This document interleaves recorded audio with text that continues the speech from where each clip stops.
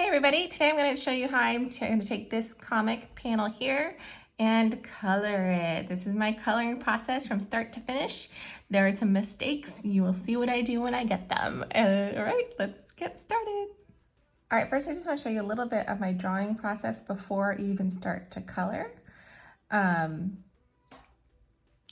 Before I lay it out, I like to do little spots of the poses to try and figure out what I want to show before I actually go and clean it up. And these are very small. Usually I use these actually in my sketchbook as opposed to digitally, but since I wanted to share it with you guys, I wanted to show you.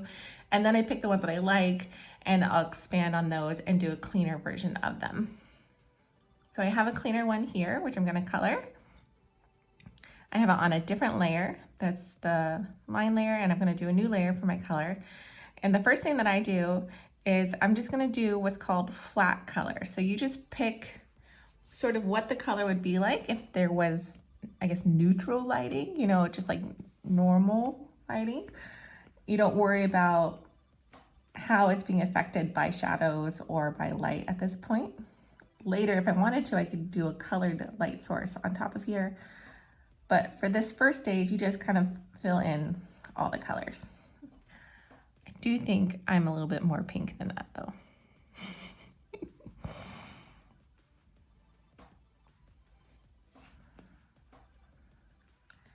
If you're curious about the sliders that I have here, I prefer these ones, which are hue, saturation, and black. So hue changes the color here. Saturation makes it brighter or more gray, and black makes it either black or light. You can also use the color wheel. A lot of people really like this, but I've gotten used to HSB, which is these sliders, and I know that they're my faves.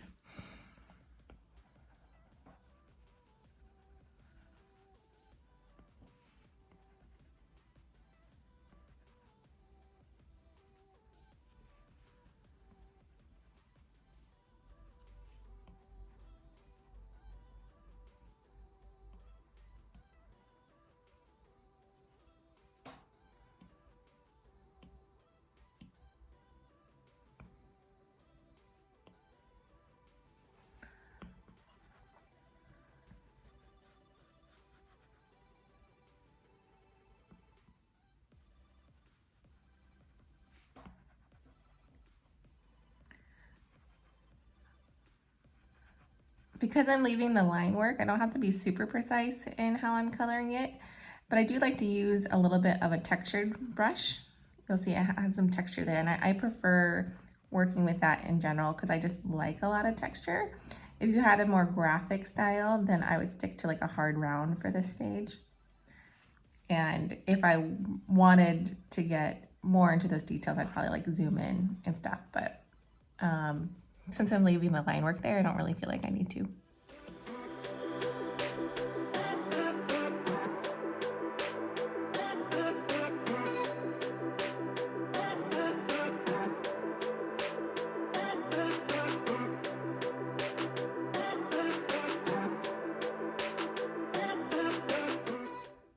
Okay, so I usually like to just keep my clothes on one layer, the skin on one layer, and the hair on another.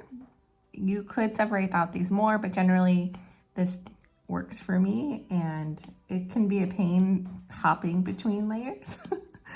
So I think this one works for me, where it's like I feel like I can make adjustments as needed to my layers, but I don't have to like constantly hop between them.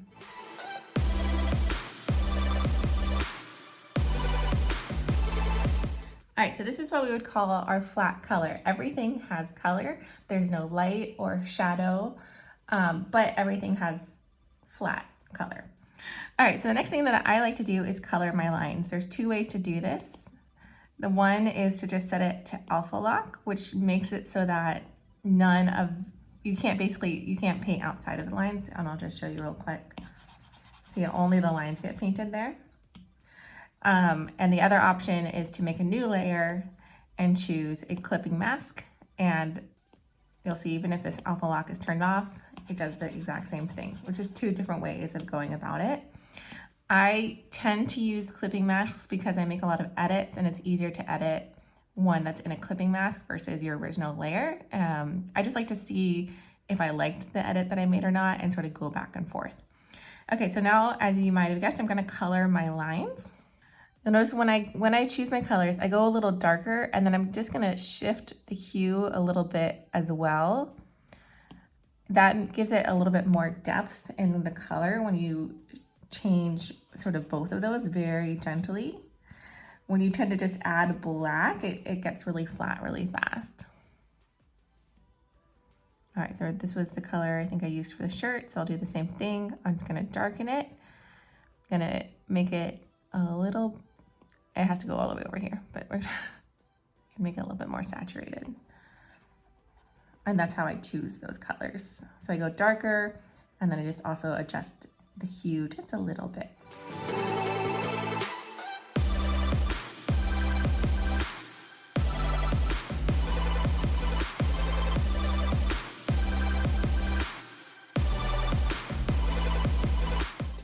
I like to make the nose this pink as well, since it gives more of a rosy feel to it. And then generally, I usually keep the skin. If I do adjust it, I go just a little bit darker than or a little bit lighter than the line I had been using anyway. That's why I always draw with a brown line. But if I do adjust it, I just do a little bit more of a skin tone than the dark brown. And then I leave the hair, I usually go a little darker on the hair. What I'll do next. Dun, da, da.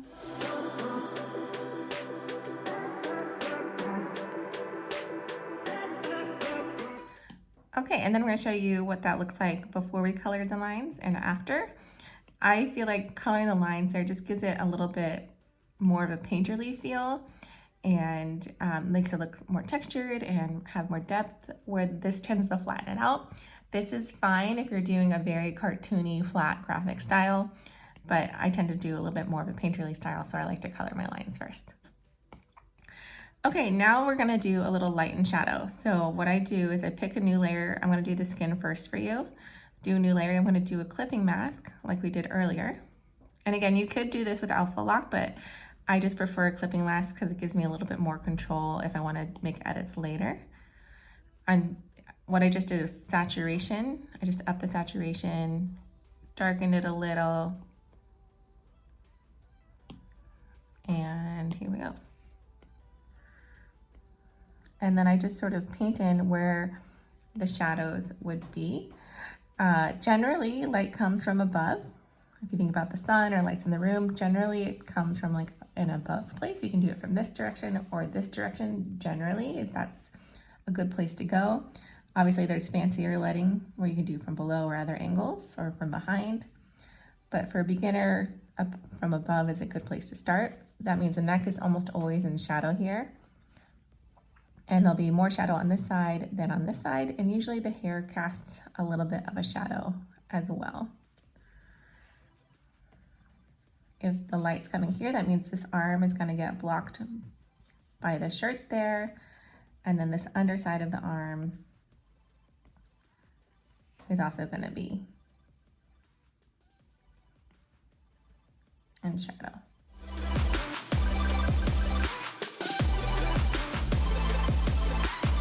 One of the reasons why I like to use the clipping mask is I'm just erasing when I don't like it and then drawing again, and I can do that really easily because I am on that clipping mask layer.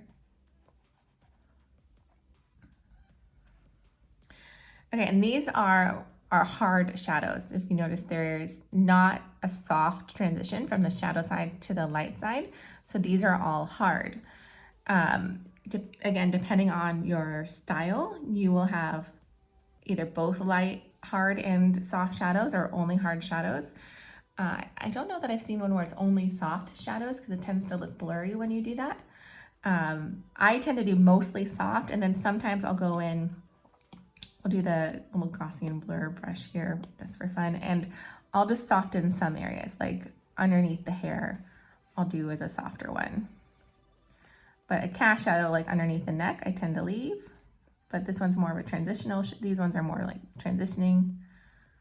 So we can soften those. So we have the hard one where it's cast. There's no light here because the shirt was in the way.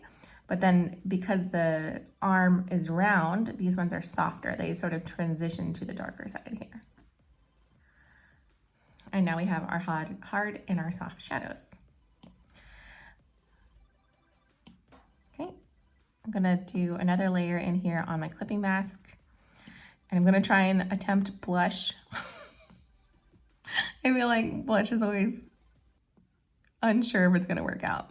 Okay, I'm gonna choose a soft brush for this. I rarely ever use a soft brush, and this is one of the few areas where I actually do use one. And it's just because it's blush. It's like a little bit of rosiness, and if you do that, I haven't been able to successfully do a hard personally. If someone has references of that, let me know. Look at those red cheeks. Okay, and then I'll do a little on her elbows and maybe like the tips of her fingers. Okay.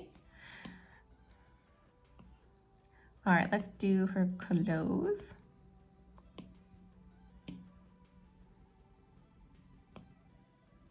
You'll see I'm sort of picking the colors that we've done earlier, trying to sort of keep it in the same palette.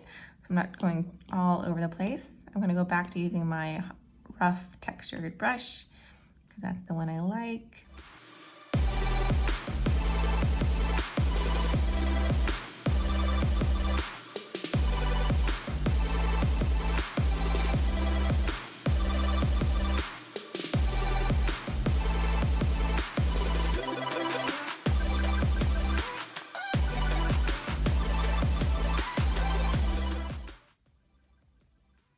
Okay, so I just put down this shadow color for the pants, but I think it's too dark. And I could go and pick a new color, but sometimes what I like to do is I will put my brush, I'll lower the transparency of the brush so it'll come off as like 50% of the color.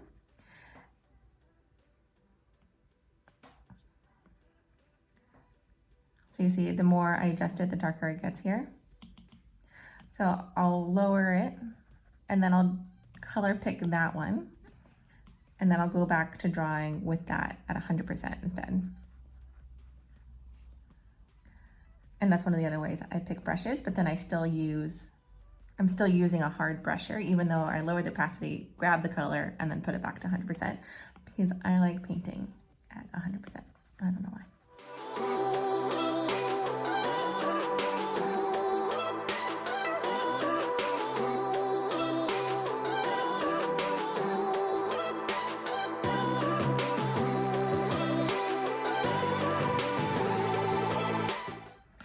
One other thing to note, if you notice, I'm using a very hard eraser. It's the only thing I use that's not textured. My brush is all very textured, etc., but I tend to use more of a hard eraser because sometimes the textured erasers will do some transparency, and I don't like that. So if I'm using an eraser, I tend to go pretty much on a hard one until I'm doing final details, and then I'll use a textured eraser. But when I erase everything. Okay, so for hair, I do something slightly different. So if you noticed everywhere else, I did a light color and then I added a darker shadow in my shadow areas. For the hair, I do the opposite. I start dark and I layer on lighter layers. And that's because hair is so organic and textured that if I go with a dark on top of a light, the light areas will seem like it's lighter underneath the hair. And so I find when I start with a dark, as I color over it, it kind of looks more like it's getting the dark original layer is the lower layer and I'm painting on the upper layers above it. Okay, so I like to use a pretty thin brush for this because hair has thin strands. And I'm gonna think if her hair is coming up here, I'll do a little bit of a lighter brush here. Hair is pulled back there. That means that the strands of hair are gonna sort of come from this area and come out. And then same here, come out from this area and flow downward. I will use an even lighter brush so you guys can actually see this. There we go, okay.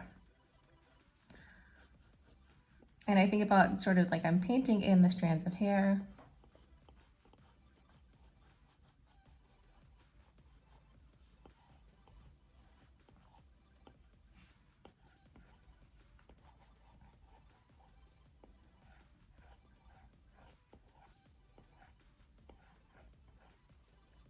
So now you see the new layer that I've done, the light strands now look like they're on top, and the dark underneath looks like it fades back, and that's just the shadows that the hair naturally is making. So that's why I like to do it that way. And then after I do that, I can do a little highlight. This is probably gonna be way too bright, but, and I go right down the center.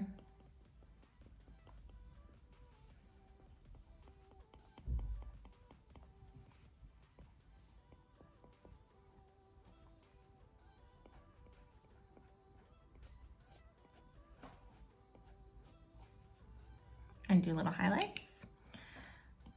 I do so many layers in here. Okay, and then I'll do a darker, even the darkest layer, even darker than what I had before. And I'll use that to sort of delineate chunks of hair so that they're grouped together. So I'll do like a large one, like this one, and then a thin one, and try to make it so that the chunks are not even. You don't want like all medium size.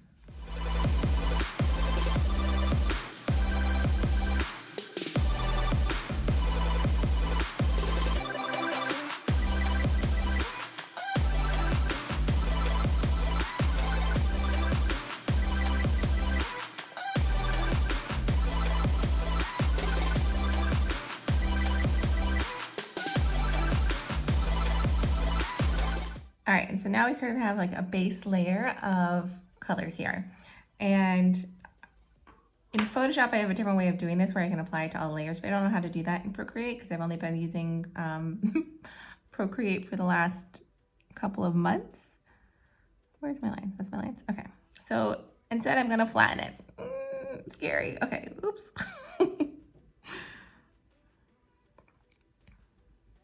Can we flatten this? There we go. Whoop, that was a bad idea. What is this? All right, so I have my lines and I have my color all in one, and I'm doing this to show you my other technique. Okay, so one thing that I like to do to unify my colors after I've sort of gotten it basically laid out is I'll take, usually I use this with like the gradient tool, but I don't know how to do that in Procreate either. So we're gonna use a soft brush. We're gonna clip this.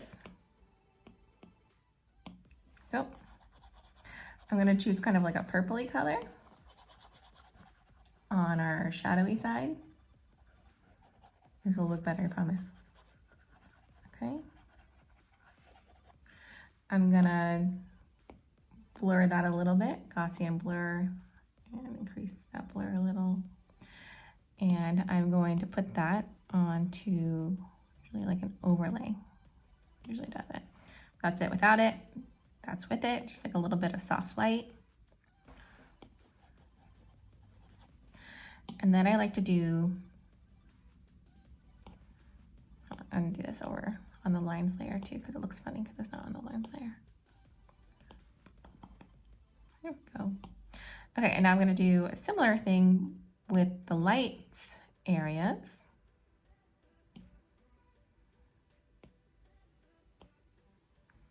I like to choose sort of like a peachy color here, a little bit peachy.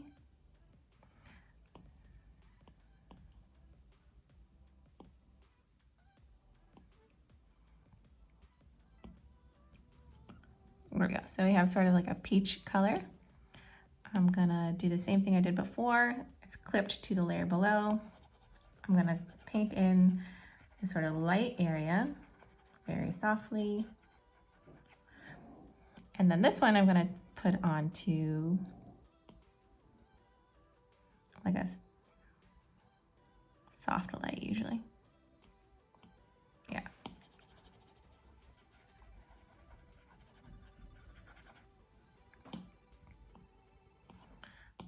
Do that on the lines as well, over here, oops. And that just softens up that side, and now all of the colors become a little bit more cohesive because they all have like this sort of like bluish hue, and they all have this like peachy type hue here. I don't know, and it makes it kind of look like your image is glowing a little, which I like. Okay. So then after this, it's really just a cleanup stage because this is super messy. All right, so we're in the cleanup stage. Sorry, my computer or my tablet died. Okay, so what I'm gonna do is I'm just gonna be going into little areas that seem like they need more filled. Like for example, this area on the arm was a little too patchy, so I filled that in. And I think what I'm gonna do is go ahead and just take my line layer and I'm gonna just lower the opacity and I'm just gonna do a little bit of cleanup and drawing over that as well. Like I said, usually I would have a cleaner process than this, but not today.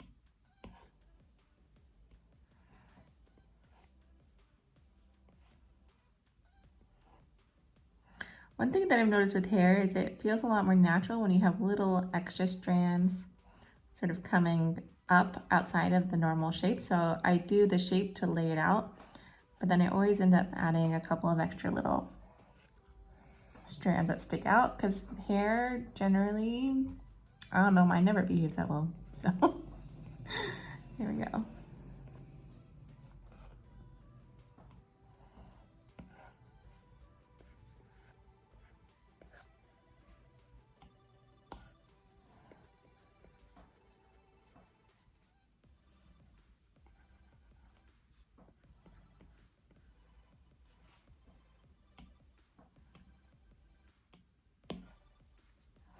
You'll see for the cleanup, I'm mostly paying attention to the edges and I'm picking from within my painting to make edits as opposed to picking new colors. I want to try and keep it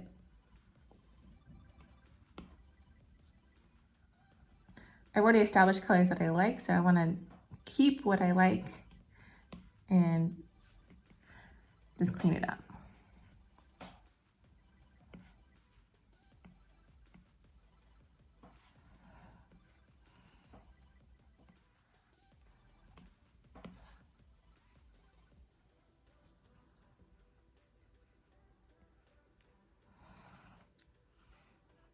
All right, so we can sort of see what this cleanup is looking like.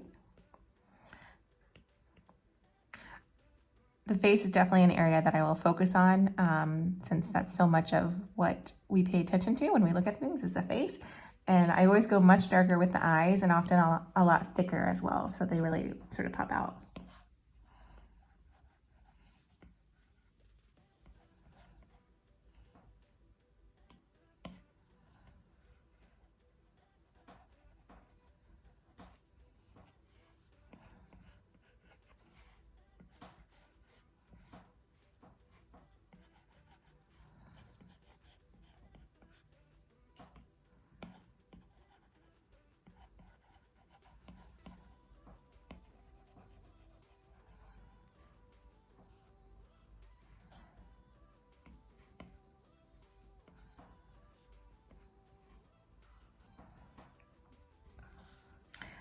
The other area that I'll give a little more attention to is usually the hands. I, as you can see, draw them very roughly when I'm laying them out and even when I'm coloring them. And then after I'm done with that, then I will go in and make them actually look like hands.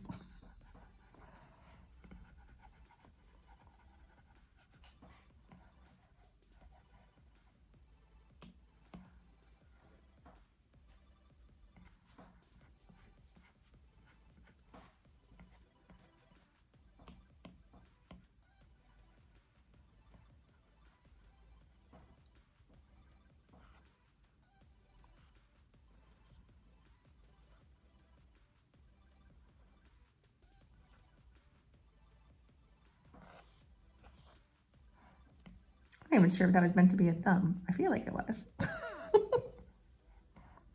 Okay, we'll make it a thumb now. We'll fix it.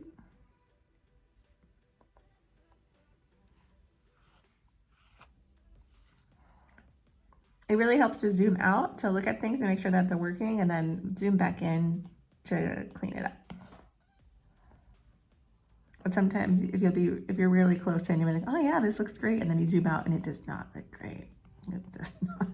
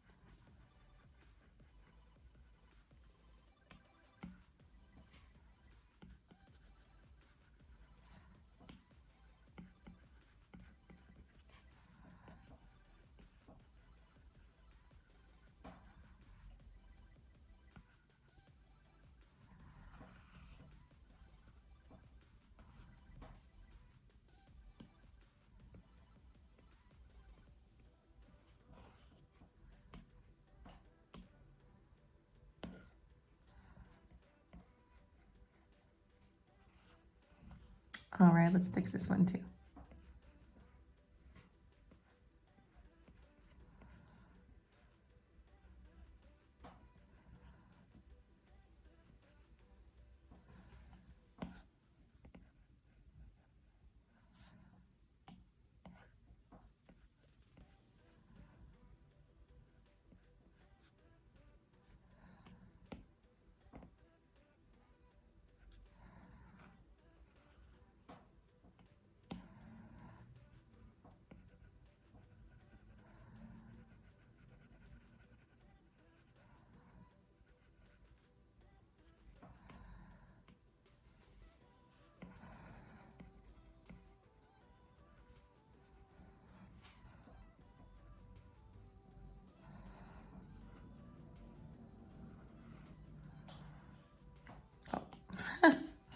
I had that turned too much, so I thought that was in shadow, but it's not. Okay.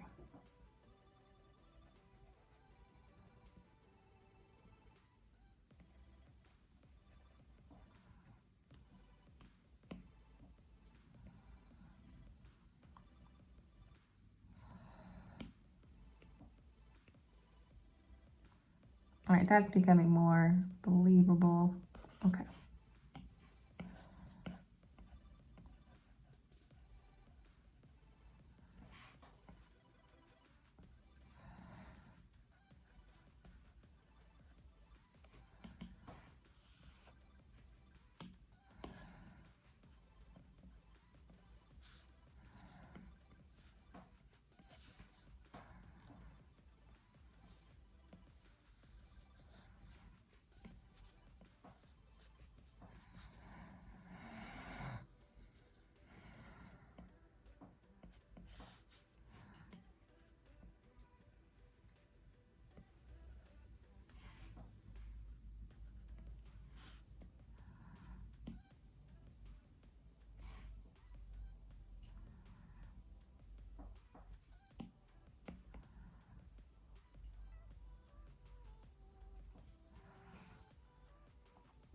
All right, now I want to see what happens when I turn off my rough sketch.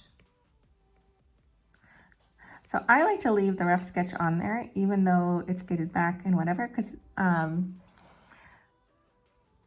like the additional little sketchy texture that it leaves. In general, my art, I like to use texture, and I like it to feel a little sketchy and rough, and I guess organic would be another word that you do. for that. So even though I'm like fixing it up, I'll always leave that little texture layer under there.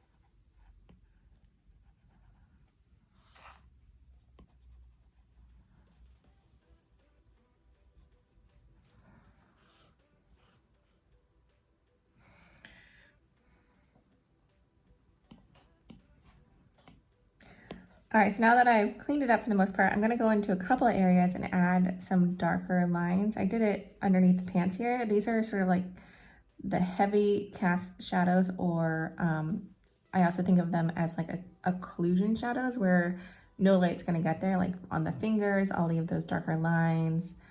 And I think I just need one over here and probably over here just to add a little bit extra dimension. There's some of the darkest lines that I put in there.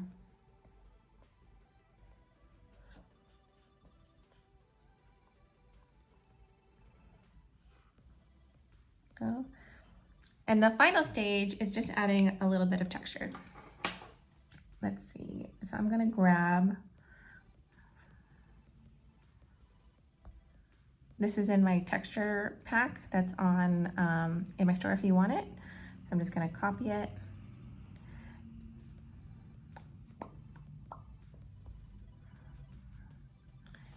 All right. And I don't know how to not do this. I'm just gonna flatten it all. If you guys know how to in Procreate have a clipping mask over a layer, like a group of layers or something, let me know. Because you can do that in Photoshop, but I haven't figured it out here in Procreate yet. All right, so I'm gonna clip it over top, clipping mask. And then I'm going to change it to overlay. Look at that, so fun. And then I can adjust how much of it we see here. And that adds a little texture to our painting, which I love this step. Da-da-da-da. If that is it's making my image a little lighter overall, which I don't totally mind, but if you don't want it to do that, you just change the brightness so that it impacts it a little bit less. But I don't know, I kind of liked it.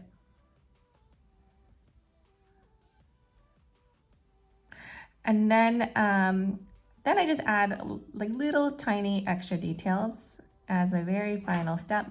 I'll usually go in with a very thin textured stroke like that.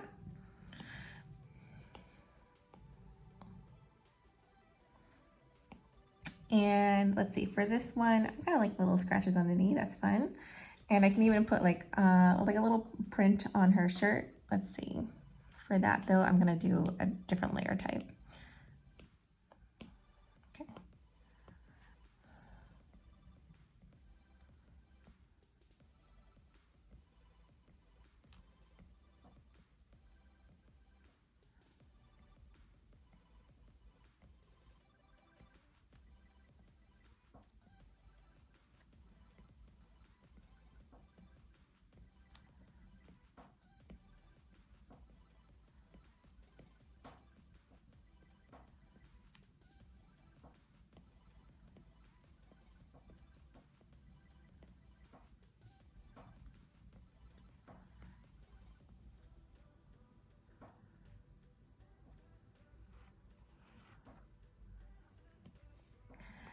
Now this is all the same color, and obviously if this pattern was in the dark areas, it wouldn't be so bright.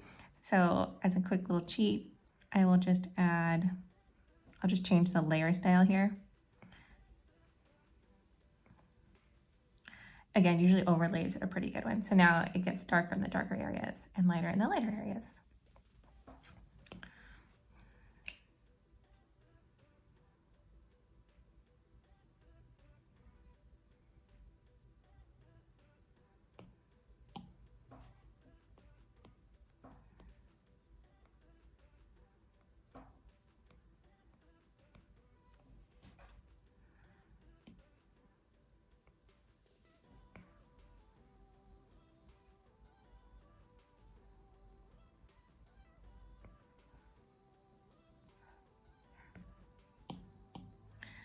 And then the other way is just to erase it with some slight opacity.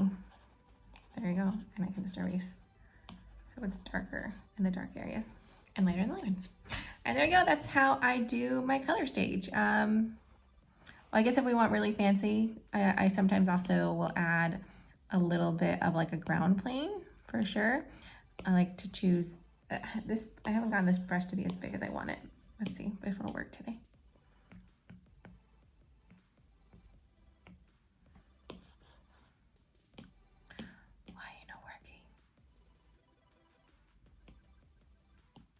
Oh, I have the passing turned down.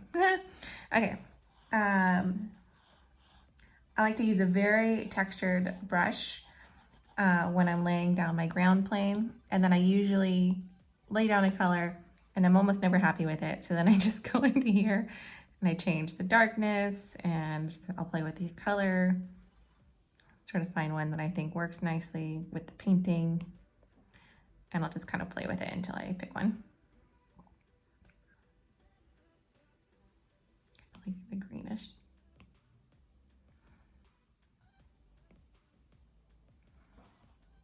And then same if I wanted to do another one like behind her.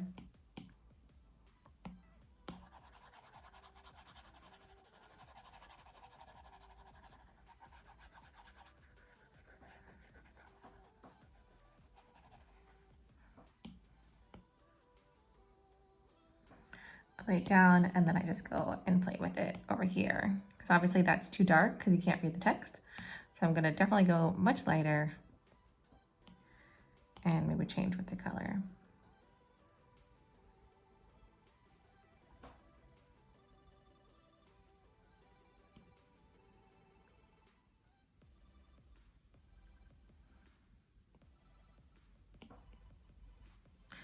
And there we go.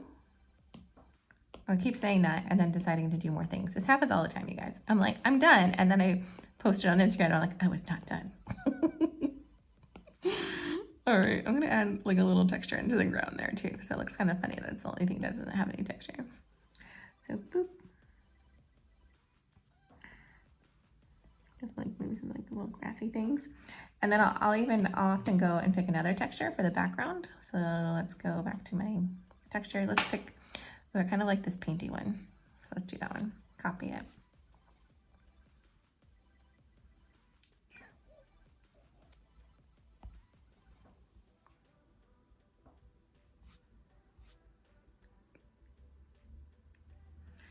And it is nice to have a different texture for different parts of your painting, so that way they still feel distinguished from each other. So this ground has a different, or the sky has a different texture than she does. So she still pops out from it, as opposed to being completely unified.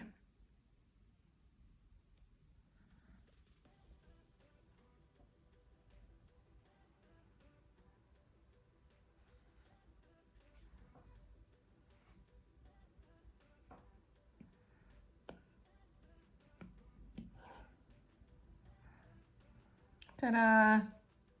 We did it! And that is how I color my paintings. Yay! If you guys liked this video, go ahead and like it, with the button. And I would love for you guys to subscribe and see what else I got going on. And I will be posting the finished comic over on Instagram so you can check it out. Carly Ann Creates when it's done. If you guys want to know more about the textures that I put in here, I did a whole video on it, and these specific textures plus some extra are available on my shop for like $1. All right, I'll see you guys next time. Bye.